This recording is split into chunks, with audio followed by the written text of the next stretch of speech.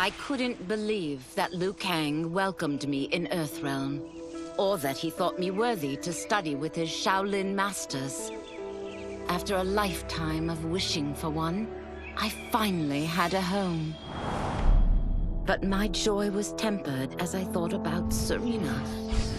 My shadow sister was still under Quan Chi's yoke, and she deserved a life free of him as much, if not more, than I.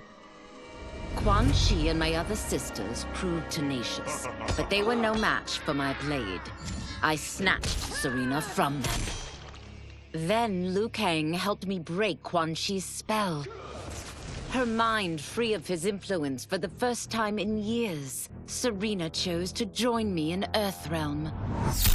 My sister and I once again fight side by side. Only now we do so for Earthrealm. Together, we have formed the Order of Light.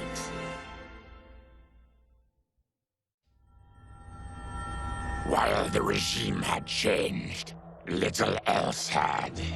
My people still suffered in silence, ignored by the rest of Outworld. Though now I knew Empress Melina's secret, that she was also afflicted with Tarkat. If anyone would help, it would be her. But how to get an audience? Syzoth. He was the Empress's new emissary to the Zaterrans. I asked him to introduce us. At great personal risk, he agreed. And as I'd prayed, the Empress was willing to meet. Even better, she would visit the colony. She was shocked to see how we lived. She moved quickly to provide for our care and comfort. Thanks to the Empress and Syzoth, we Tarkatans are no longer pariahs.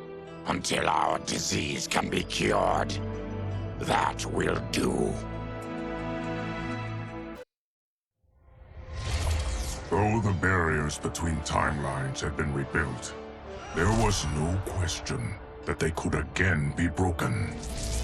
Protecting this timeline would require eternal vigilance, so that it could not fall victim to further outside aggression. But nothing in my countless lifetimes had prepared me for this task. In none of them had multiple timelines ever coexisted. Monitoring them for threats was an entirely novel problem. It would require a novel solution. I discovered that though the timelines no longer touched, their meeting had left them intertwined. I can now secretly surveil all timelines, keeping watch for potential danger. It pleases me to do this service for the new era. Lord Liu Kang may rest assured that it is secure.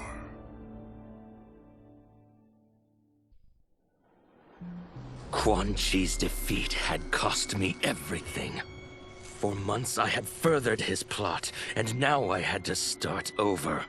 Saito's people were still in chains. That's when Rain approached me.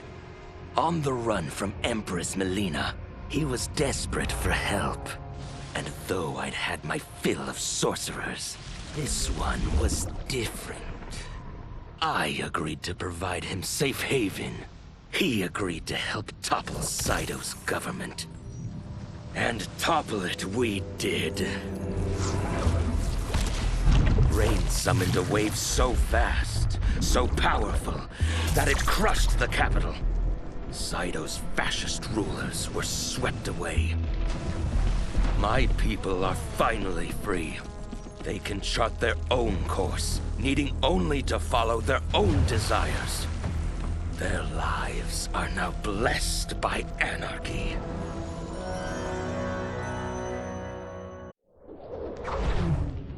Since this whole thing kicked off, I'd wondered why Liu Kang chose me to be a champion. I mean, sure, I was killing it as a martial arts star, but it It's one thing when it's all for show. It's different when you're playing for keeps. Then Liu Kang let me in on his master plan. He wanted the masses to know about the world beyond them, the one filled with gods and monsters, and he wanted me to tell them about it. But I knew revealing the truth all at once would be too shocking of a plot twist for most. That's why I pitched doing a bunch of stories, to slowly get people used to it. And if there's one thing I can do, besides kick ass in combat, it's build a cinematic universe. I'm serving up movies, streaming series, games, you name it. I like that I'm doing a public service. And it doesn't hurt that I'm making more than a few bucks. It's the kind of synergy that would make any studio mogul proud.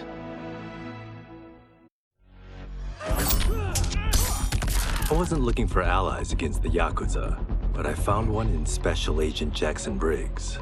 He'd heard gangsters plotting to kill me on a wiretap and came calling, hoping I'd be his informant. We planned to part ways when we got the job done. But then, Shang Tsung showed up to steal Sento. Needless to say, Jackson had questions. It blew his mind to hear that the stories in Johnny's movies were real. Once the shock wore off, Jackson quickly sized up the threats Earthrealm faced. To deal with them, he got his bosses at the FBI to form the Outworld Investigation Agency. When he asked me to sign on, I hesitated. After all, me? A government agent? But it's an important job. And more importantly to me, an honest living. General Shao's revolt left Outworld's armies in tatters. We were vulnerable to enemies both foreign and domestic.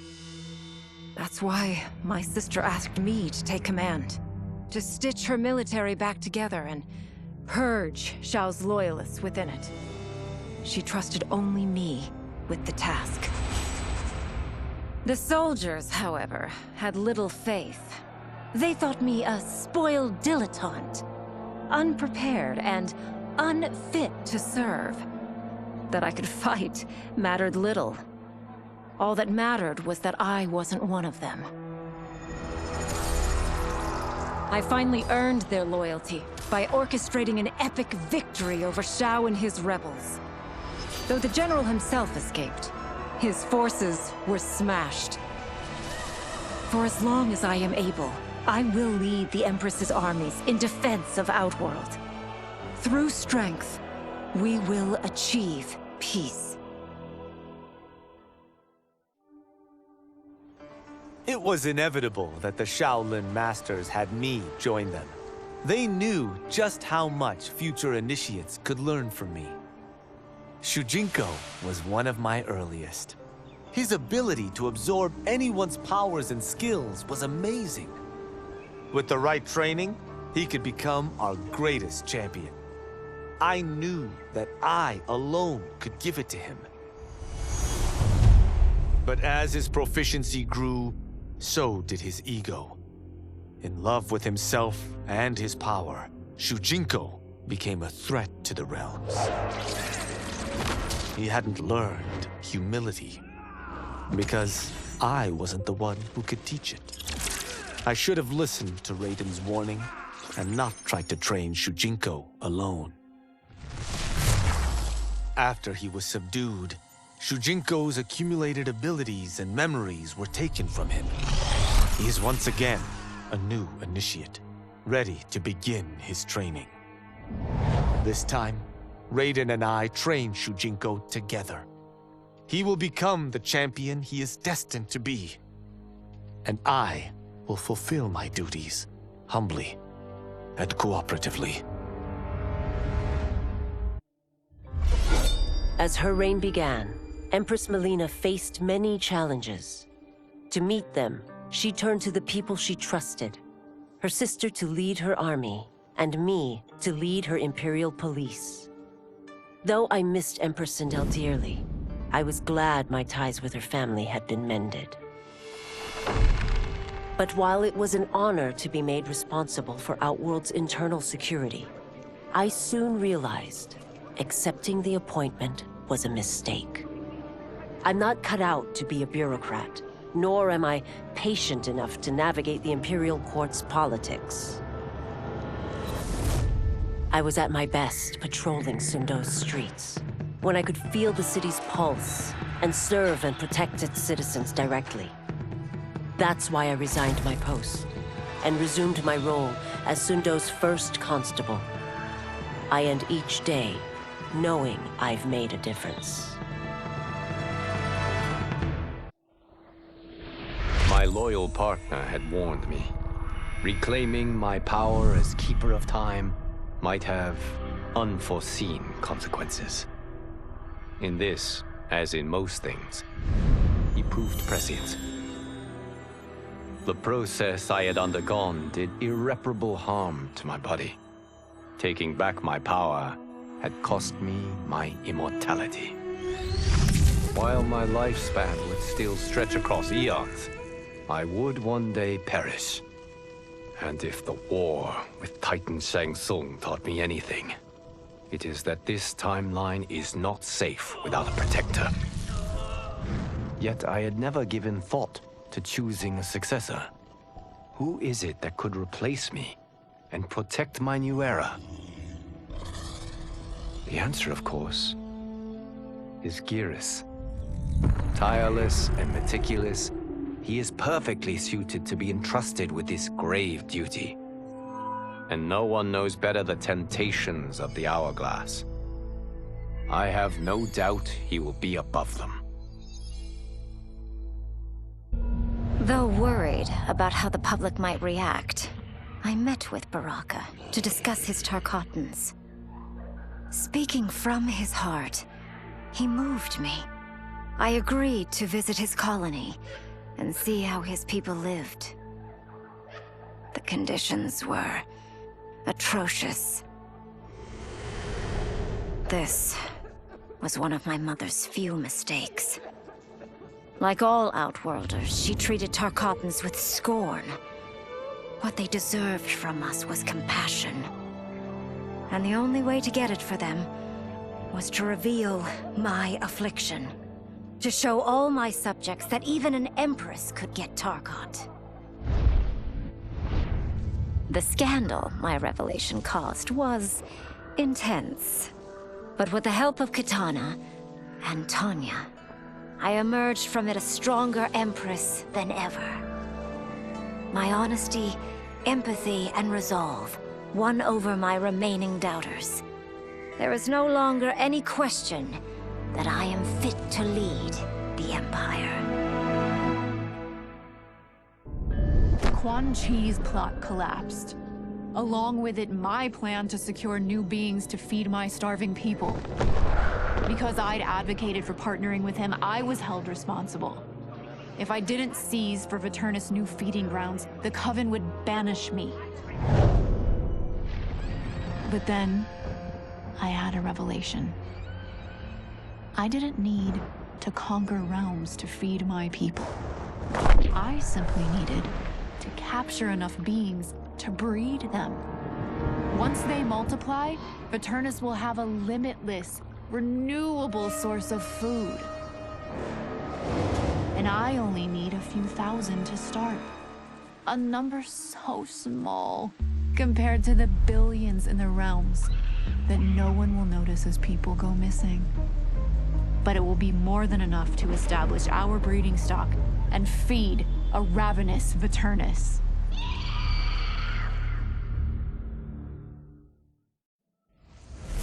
Were it not for my godly counterpart, I would not have survived the battle against Titan Shang Tsung. Meeting him, though, raised questions. Why did I replace him in this new era? Why was I made mortal? Lord Liu Kang told me of his Raiden's nobility and righteousness, about his steadfast leadership in the defense of Earthrealm. He also told me about Raiden's dark side, how he could be consumed by rage and cast aside the rules he otherwise lived by. Making me mortal and incapable of such anger was to keep me from following in his footsteps. Though I understood the reasons why, I felt I had been done a disservice. To survive the coming battles, I may need the edge that only great rage can bring. As the Shaolin couldn't aid me, I sought out someone who could. Someone to stoke the fire within me and teach me to master it. For this, I could have no better teacher than the Shirai Ryu's Grand Master. To elude capture by Empress Melina, I joined Havoc's crusade in Saido. There, I summoned more magic than I thought possible, and drowned out the old regime. Havoc's longed-for anarchy had been achieved. He was more than satisfied. But I was left empty and broken. Had I been satisfied as Outworld's High Mage, not let myself be tempted by Shang Tsung, a great city would not now lay in ruins. I've caused devastation, ended thousands of lives, all because of my blind ambition. I've betrayed my oath, my sovereign, and my realm. These high crimes merit punishment, and I'll accept whatever the Empress gives me. My only ambition now is to one day be forgiven. With General Shao freed from prison, we began raising a new army against the royal family. Though many were eager recruits, few were good at soldiering. It was so bad, the general was forced to change tactics. He decided that we needed a doomsday weapon. That weapon isn't a thing, though. It is a monster. Onaga, the Dragon King. The general told me the old legends were true. That his ancient ancestor defeated Onaga, trapping him deep inside Mount Sagan. The Dragon King is still there today. His pent-up fury waiting to be unleashed. Because Onaga is so dangerous, the general wouldn't risk trying to tame him before. But now, he feels we have no choice. Though I likely won't survive, I accept this mission gladly. I can think of no greater honor than to give my life in the general's service. After fleeing Outworld, I hadn't expected to return. But then, I also hadn't expected the new Empress to make me an offer I couldn't refuse. To thank me for helping stop General Shao's rebellion, she asked me to be her emissary to the Zaterrans. Going home, bearing the seal of the royal house, I would show, once and for all, that my mutation wasn't to be feared. That it wasn't a source of shame. To my surprise, I was welcomed. But those warm smiles hid a dark secret. I stumbled upon a trove of official records, which showed that my shape-shifting ability isn't unique. Many Zaterrans are born with it, but are killed by their government to keep it from spreading. Who started this barbaric policy? Who is now enforcing it is unknown. But I will find out. And I will put an end to this madness. No sooner had Titan Shang Tsung been defeated than Bi-Han and his loyalists hunted us down. Outnumbered, we fled to Japan. There, we sought refuge from an old family friend. As children, we played together. But Harumi Shirai was a woman now, the head of her clan. Her strength, beauty, and intellect awed me. Also incensed by Bihan's betrayal, Harumi agreed to help me forge a new clan, one that would stand against him and defend Earthrealm. Her aid proved invaluable, and as time went on, we grew closer. To honor Harumi and pay respects to my new bride, I named the clan after her, calling it the Shirai Ryu.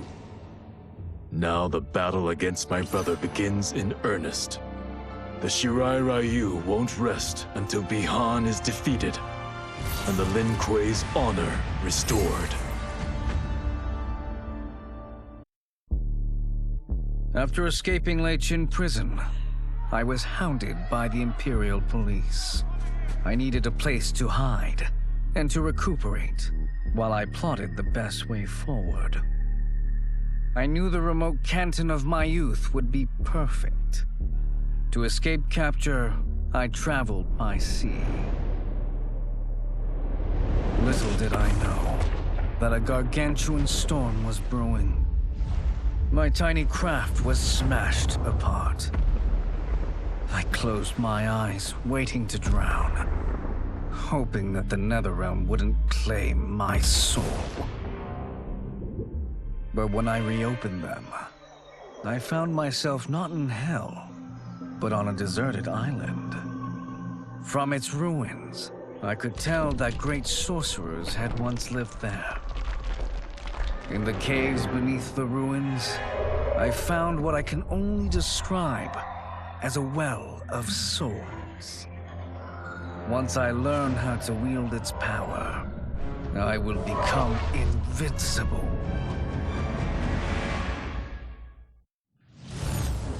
The battle had been lost, but the war isn't over.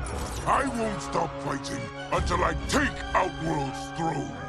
That they thought Lei Chin prison would hold me is laughable. Once free, I began planning my next campaign. I would need an unstoppable army to overthrow Melina. Unfortunately, most of my former soldiers lacked the courage to rally to my standard. Rebuilding my army would require finding new recruits. And that task is proving easier than expected. Outworld's golden age has left more than a few behind. Without hope, without power, they eagerly heed my call to tear down Melina's government. As the darkness enveloped me, I took a long last look at my family.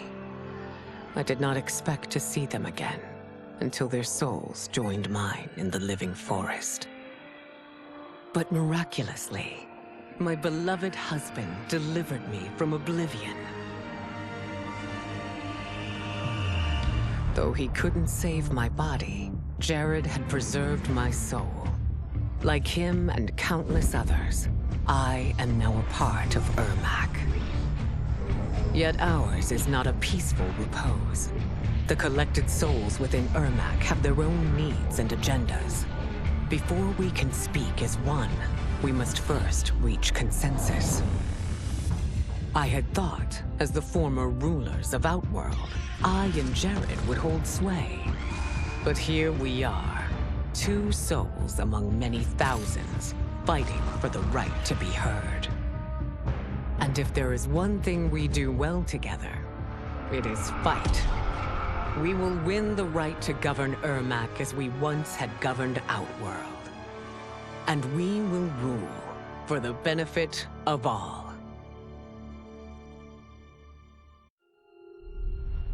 Kuai Liang and I were working hard to build our new clan. But even with the help of his close friend Harumi, it was difficult. The biggest problem was finding the right initiates.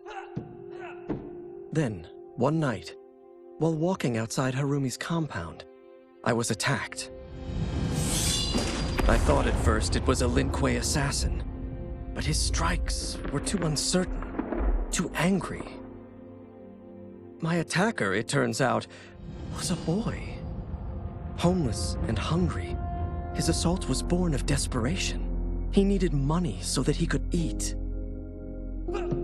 It was like looking at myself 15 years ago.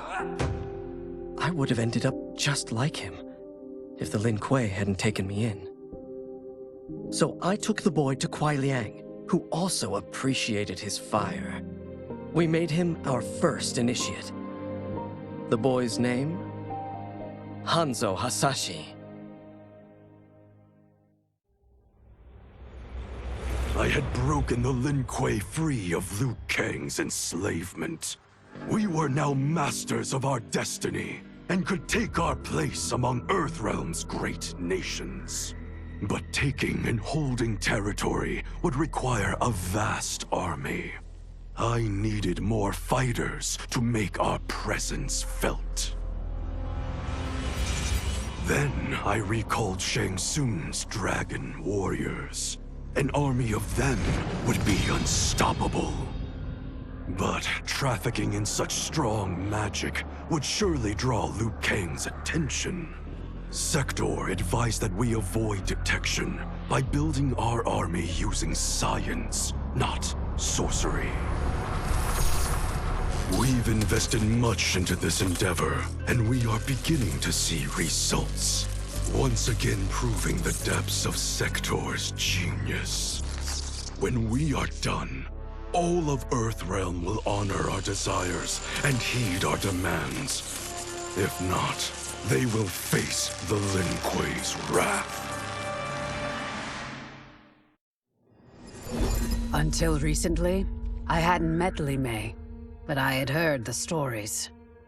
How the Umgadi's matron superior blamed her for not preventing Emperor Jared's murder.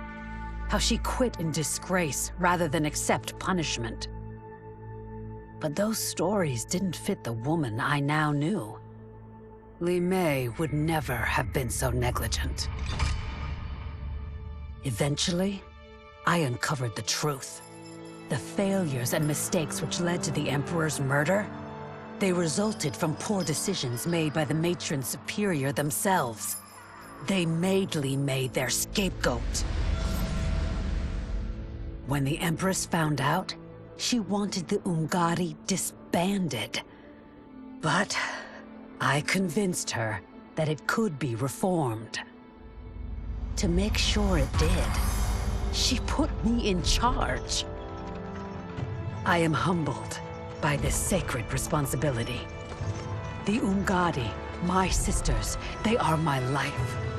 I will not let them be brought down by the acts of a selfish few.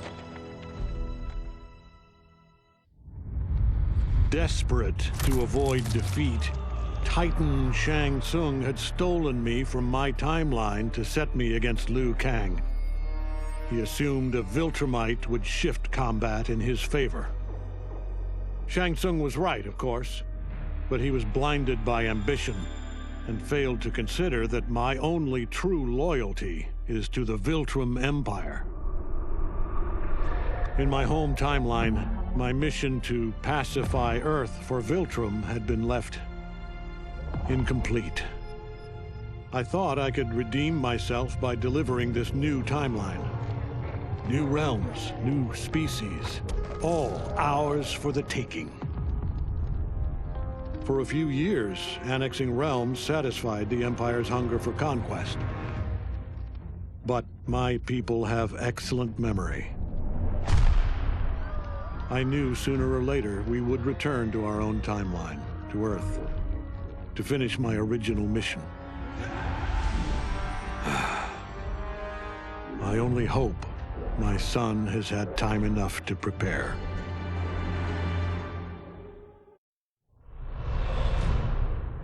Though Ermac had freed me from my Legion cell, I found myself no less imprisoned. I had no allies, no benefactor, and no obvious path back to power. And power is what I crave.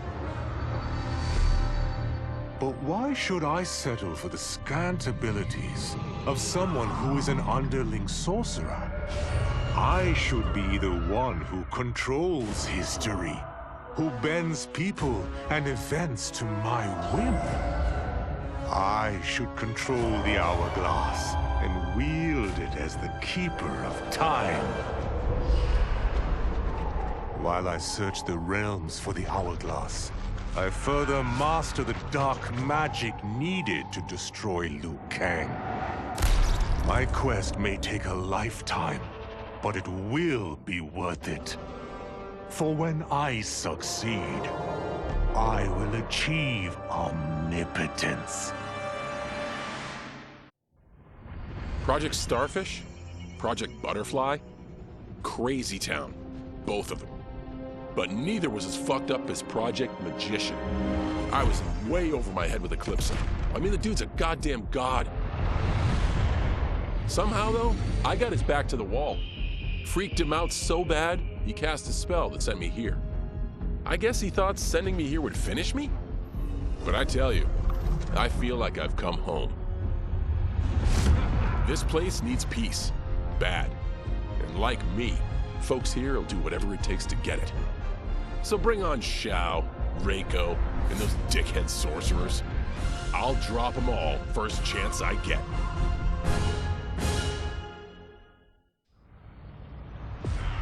For a moment, Jared took control. We fixed the damage which had allowed him, and reimposed our collective will. But the damage went further than we thought. Without Quan Chi's aid, the spell which birthed us would fail. All of our souls would die. We freed the sorcerer from captivity. But after healing us, he betrayed us. He schemed to make us his slave once again. Combat was fierce, yet we persisted, finding strength in the unique abilities of our collected souls. Now we must decide our future path. Reconciling our desires will be difficult, but reconcile them we must. If not, we will be consumed by civil war.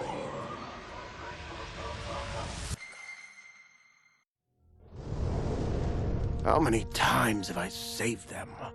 I give and give and give, but no, I laser a few measly innocent bystanders, and suddenly they're all, "What have you done for me lately?" I guess they forgot there's only one true justice in this world. Me. But of course, that was before things got weird. Gotta admit, a portal from another dimension opening up and demons pouring out wasn't how I thought Tuesday was gonna go. But then again, that multiverse crap is all the rage lately, so who knows? And the same ungrateful crybabies who whined about me lasering a few dozen nobodies, now they beg me to save them. So I save the world again. I mean, it's my world. Can't let a bunch of demons disrespect me. After I finished them off, their portal or whatever was still open, which could only mean one thing: sequel. I went in the damn glowy hole, and what did I discover? Another realm with a tournament where gods and monsters fight to the death. It was like Votland, but just for me. Honestly, I only wish I had known about this place sooner, because I've had the time of my life.